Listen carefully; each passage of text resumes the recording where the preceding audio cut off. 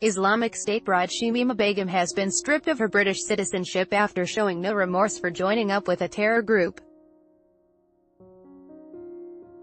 An official Home Office letter breaking the shock news was delivered to the teen's disappointed family earlier today, The Sun reported. Please find enclosed papers that relate to a decision taken by the Home Secretary to deprive your daughter, Shamima Begum, of her British citizenship, the letter read. In light of the circumstances of your daughter, the notice of the Home Secretary's decision has been served and filed today, the 19th of February, and the order removing her British citizenship has subsequently been made. The letter, obtained by ITV News, went on to urge the Begum family to make their daughter aware of the decision while adding she had the right to appeal.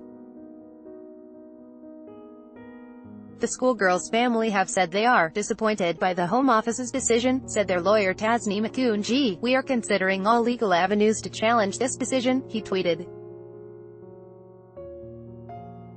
The Home Office has declined to comment further on the letter. Begum's dual nationality, as both her parents are of Bangladeshi, reportedly cleared the way for today's decision.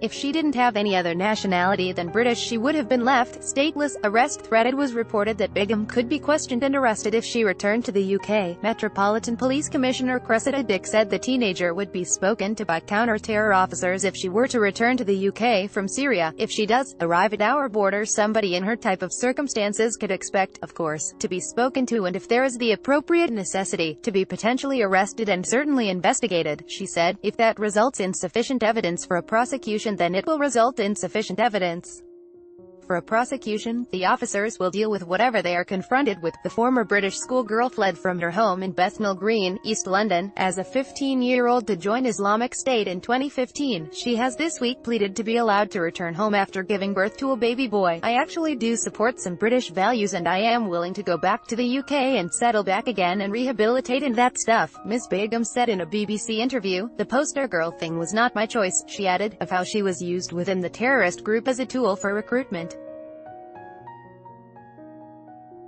Arena outrage. However, she also said the murder of 22 music fans in the Manchester Arena suicide bombing was fair justification for air raids on IS in Syria. Showing no remorse, the 19-year-old dismissed the atrocity at the 2017 Ariana Grande concert as retaliation. She left London in February 2015 with two school friends to follow another classmate to Syria. She said one friend, Khadija Sultana, had died in an airstrike, but the other Bethnal Green girls, Amira Abbas and Shamima Begum, had stayed with us in Baghuz. She said she feared she will never see her husband, the Dutch jihadist Yago Rediq, again, whom she still loved very much. Rediq, 26, a convert to Islam who grew up in a middle-class family home in Arnhem, is suspected by police of being involved in a terrorist plot in the Netherlands. He was convicted in his absence last year of membership of a terrorist group.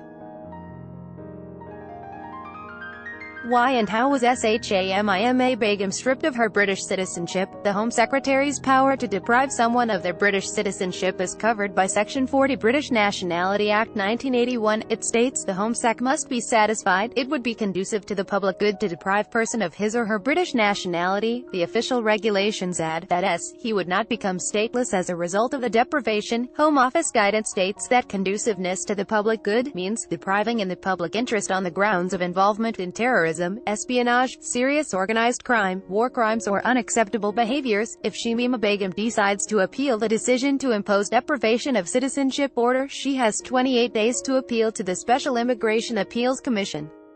This story was originally published in The Sun and is reprinted with permission.